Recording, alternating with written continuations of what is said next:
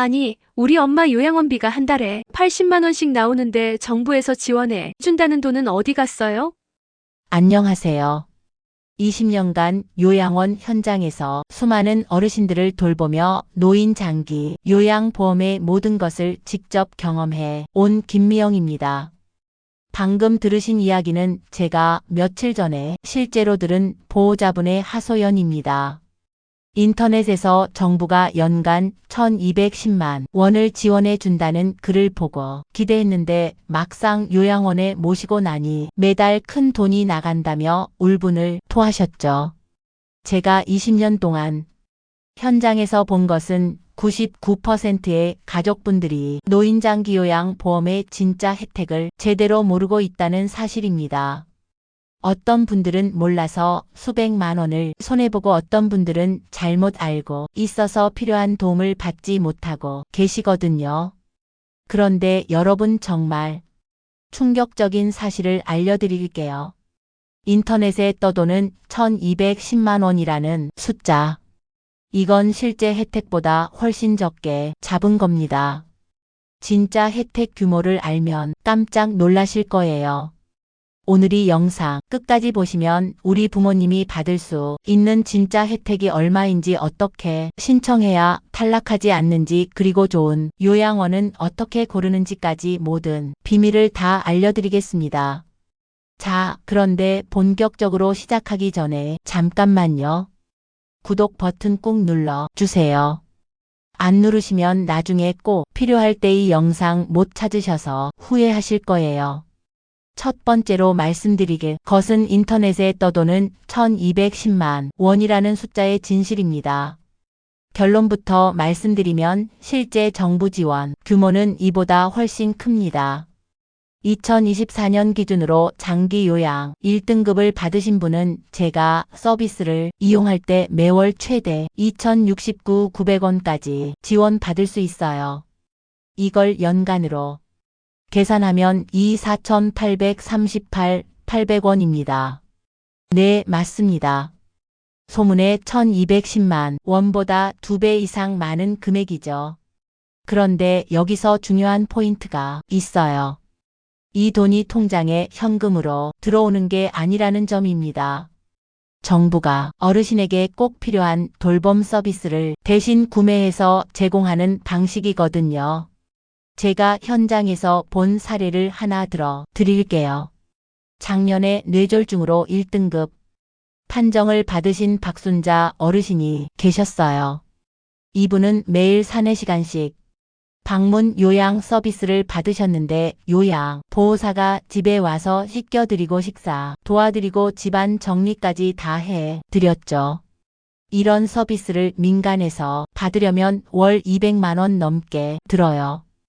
그런데 장기요양보험 덕분에 본인은 15%인 30만 원 정도만 내시고 나머지는 정부가 다 지원해 준 거죠. 실질적으로 170만 원 상당의 혜택을 받은 셈입니다.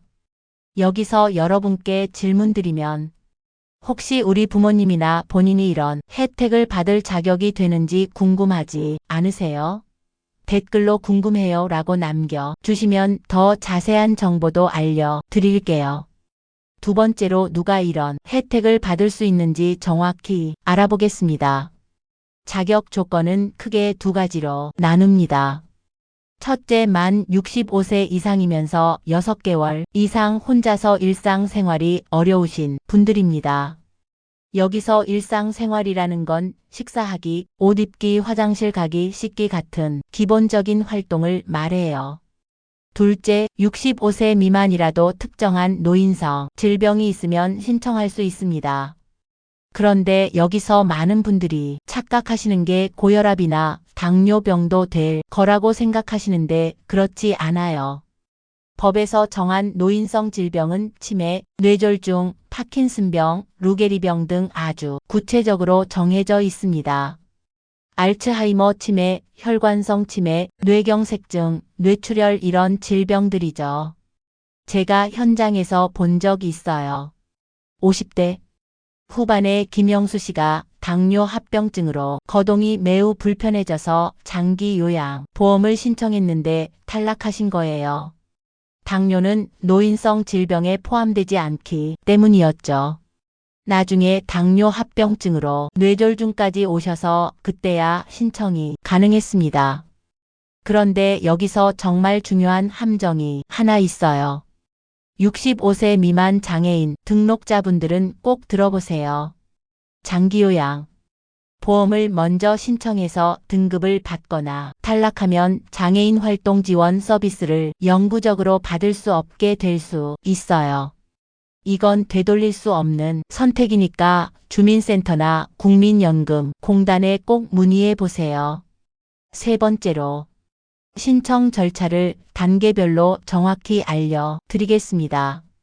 신청은 총 5단계로 이루어져요. 첫 번째, 국민건강보험공단에 신청서를 제출합니다. 방문하거나 인터넷으로 할 수 있어요. 두 번째, 공단 직원이 집으로 방문해서 어르신 상태를 조사해요. 이게 정말 중요한데 나중에 자세히 설명드릴게요. 세 번째, 의사 소견서를 제출해야 해요. 65세 이상은 방문 조사 후에 65세 미만은 신청할 때부터 제출해야 합니다. 네 번째, 등급판정위원회에서 최종 등급을 정해요. 다섯 번째, 결과를 통보받고 서비스 이용 계획서를 받게 됩니다. 전체 과정은 보통 한 달 정도 걸려요. 그런데 제가 20년 동안 본 경험으로는 이 과정에서 준비를 제대로 못해서 탈락하는 분들이 정말 많아요. 특히 방문 조사 때 실수하시는 분들이 많은데 어르신들이 외부 사람이 오면 괜히 기운을 내시거나 자존심 때문에 아픈 걸 숨기려고 하시거든요. 그런데 이렇게 하면 등급을 받기 어려워져요. 제가 본 사례를 말씀드릴 거예요. 치매 초기 진단을 받으신 이정순 할머니가 계셨는데 방문 조사 날에 평소보다 정신이 또렷하셨어요. 조사원 질문에도 정확히 답변하시고 걸어 다니는 것도 별 문제 없어 보였죠. 그런데 실제로는 밤에 잠을 못 주무시고 배하시거나 가스 켜놓고 잊어버리시는 일이 자주 있었어요. 다행히 가족분이 미리 이런 모습들을 동영상으로 찍어놨고 조사원에게 보여드려서 등급을 받을 수 있었습니다. 여러분도 혹시 우리 부모님 상태가 하루하루 다르시다면 가장 안 좋았을 때 모습을 사진이나 동영상으로 기록해 두세요. 이게 등급 판정에 결정적인 도움이 됩니다. 네 번째로 실제 성공 사례와 실패 사례를 통해 배워 보겠습니다. 먼저 성공 사례부터 말씀드리길, 작년에 파킨슨병으로 2등급을 받으신 최영철 할아버지 이야기입니다. 이분은 처음에 혼자 생활하시다가 자꾸 넘어지시고 식사도 제대로 못 챙겨 드시는 상황이었어요. 가족분들이 방문 요양 서비스를 신청해서 매일 3시간씩 요양보호사가 방문해 드렸습니다. 월 한도액이 187만 원이었는데 본인 부담금은 15%인 28만 원만 내시면 됐어요. 그 결과 어떻게 됐을까요? 규칙적인 식사와 운동, 약 복용, 관리를 받으시면서 오히려 상태가 좋아지셔서 6개월 후에는 3등급으로 등급이 내려갔어요. 물론 등급이 내려가는 건 좋은 소식이죠. 상태가 나아졌다는 뜻이니까요. 반대로 실패 사례도 있어요. 당뇨와 고혈압이 있으신 60세 김철민 씨는 거동이 불편해서 장기 요양보험을 신청했지만 탈락했어요. 당뇨와 고혈압은 노인성 질병에 포함되지 않거든요. 더 안타까운 건 김철민 씨가 원래 장애 상급 등록이 되어 있어서 장애인 활동 지원을 받을 수 있었는데 장기요 보험을 먼저 신청했다가 탈락하는 바람에 장애인 활동 지원도 받을 수 없게 됐어요. 이런 일이 생기지 않으려면 신청 전에 꼭 상담을 받아보세요. 국민연금공단 1355번으로 전화하시거나 주민센터에 가서 본인 상황에 맞는 제도가 뭔지 확인하시기 바랍니다. 여러분 중에서도 비슷한 경험 있으신 분 계실 텐데 댓글로 성공 또는 실패 한 단어라도 남겨주시면 개별적으로 조언 드릴게요. 5번째로 방문 조사와 의사 소견서를 완벽하게 준비하는 방법을 알려드리겠습니다. 방문 조사는 등급 판정의 핵심이에요. 조사원이 집에 와서 어르신의 신체, 기능인지 기능, 행동 변화, 간호, 필요성을 평가하거든요. 가장 중요한 원칙은 솔직함입니다. 어르신의 평소 어려움을 있는 그대로 보여드려야 해요. 제가 본 사례 중에 치매 어르신이 조사원 앞에서는 멀쩡해 보이셨는데 가족분이 평소에는 밤에 집을 나가려고 해서 문을 잠가 놔와야 해요 라고 말씀하셔서 등급을 받을 수 있었던 경우가 있어요. 환경도 중요해요. 집안의 위험한 부분들, 문턱이 높다거나 조명이 어둡다거나 하는 것들을 그대로 보여주세요. 이런 것들이 어르신이 넘어질 위험성을 증명하는 자료가 됩니다.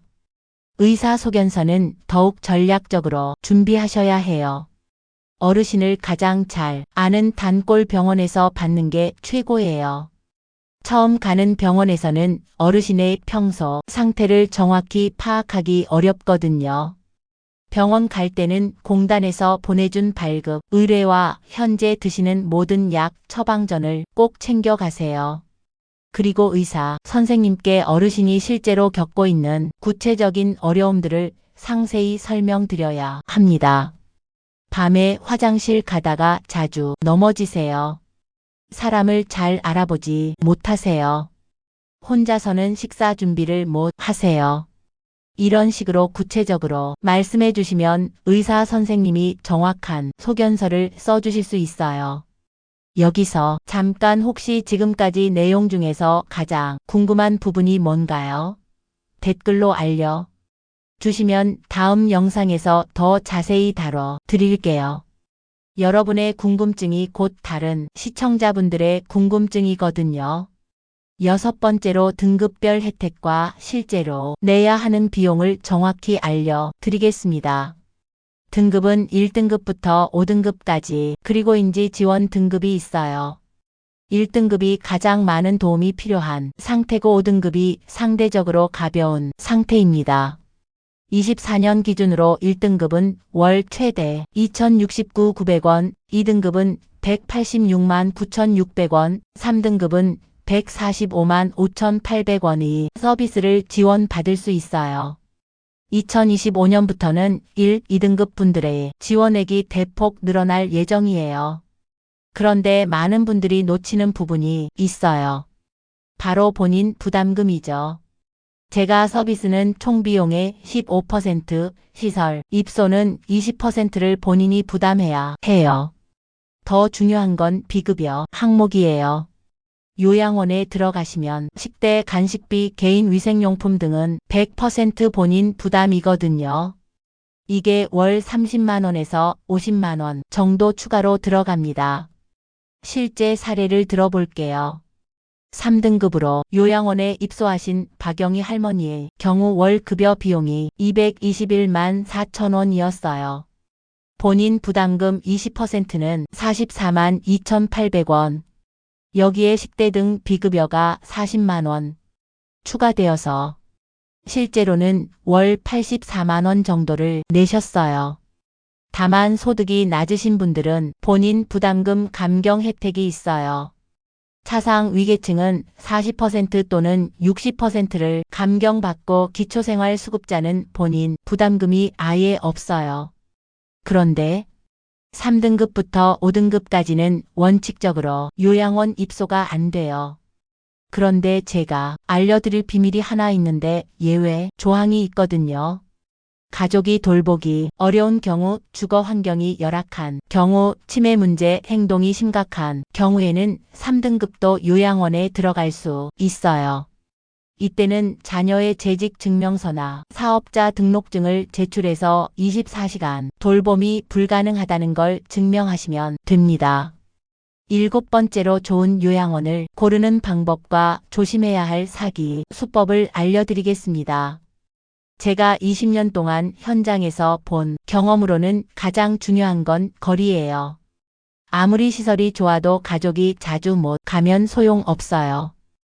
집에서 30분에서 40분 내에 갈 수 있는 곳을 최우선으로 고려하세요. 공식 평가 등급도 참고하시되 그게 전부는 아니에요. O등급 시설이라도 직접 가 보시면 실망스러운 곳이 있고 B등급이라도 정말 좋은 곳이 있거든요.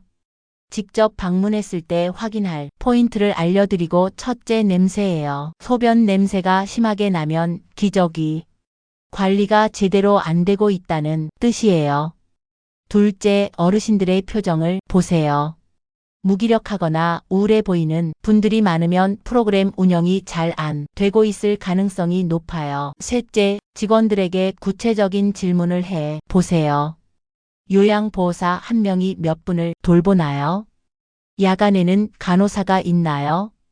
재활 프로그램은 실제로 어떻게 운영되나요? 이런 질문에 명확하게 답변하지 못하면 조금 의심해 보셔야 해요. 그리고 꼭 조심하셔야 할 사기 수법들이 있어요. 100% 정부 지원으로 무료입니다 라고 하는 곳은 거짓말이에요. 본인 부담금이 없을 수는 없거든요. 또 등급 판정을 도와드린다면서 수수료를 요구하는 업체들도 있는데 이것도 사기예요. 등급 판정은 공단에서 공정하게 하는 거라 돈으로 좌우할 수 없어요. 실제로 제가 본 사례 중에 우리가 도와드리면 1등급 받을 수 있다며 300만 원을 받아간 업체가 있었어요. 결국 어르신은 등급도 못 받고 돈만 날렸죠. 이런 업체들은 절대 믿지 마세요. 여러분도 혹시 이런 업체에서 연락 온 적 있으시면 댓글로 사기 조심이라고 한 번만 남겨주세요. 다른 분들한테도 경고가 될 테니까요. 8번째로, 앞으로 노인 장기 요양보험이 어떻게 바뀔지 미래 전망을 말씀드리겠습니다. 정부에서 발표한 제3차 장기 요양 기본 계획을 보면 앞으로는 집에서 받는 재가 서비스가 훨씬 강화될 예정이에요. 특히 1, 2등급 중증 환자분들이 집에서도 시설 수준의 돌봄을 받을 수 있도록 월 한도액을 계속 늘려갈 계획입니다. 또 통합과 서비스 기관이 2027년까지 1,400개소로 늘어날 예정이에요.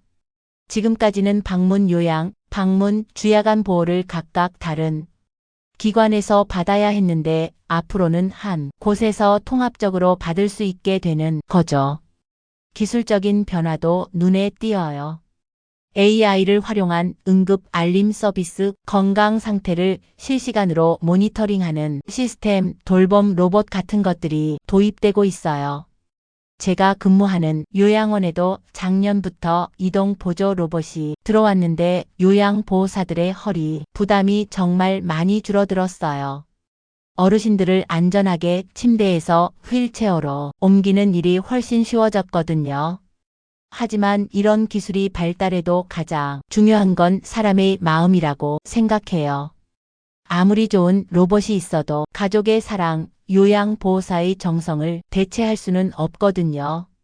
그래서 여러분께 당부드리고 싶은 건 부모님이 요양 서비스를 받고 계시더라도 자주 안부를 묻고 방문해 주시라는 거예요. 그게 어르신들에게는 가장 큰 힘이 되거든요. 정리하면서 마지막으로 말씀드릴게요.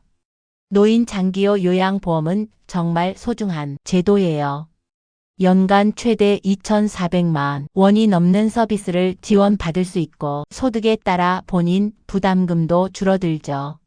하지만 이 혜택은 정확히 알고 제대로 신청해야만 받을 수 있어요. 신청 전에는 자격 조건을 꼼꼼히 확인하시고 특히 65세 미만 장애인분들은 다른 제도와의 관계도 미리 상담받아 보세요. 방문 조사 때는 어르신의 실제 상태를 솔직하게 보여드리고 필요하다면 평소 모습을 담은 사진이나 동영상 준비하세요. 의사소견서는 어르신을 잘 아는 단골 병원에서 받으시고 구체적인 일상 생활의 어려움을 의사 선생님께 상세히 설명드리세요.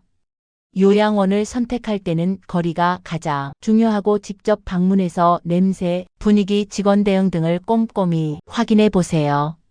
그리고 100% 무료, 등급 보장 같은 허위 광고에는 절대 속지 마시기 바랍니다. 앞으로는 제가 서비스가 더욱 강화되고 스마트 기술도 도입될 예정이니까 긍정적으로 기대해도 좋을 것 같아요.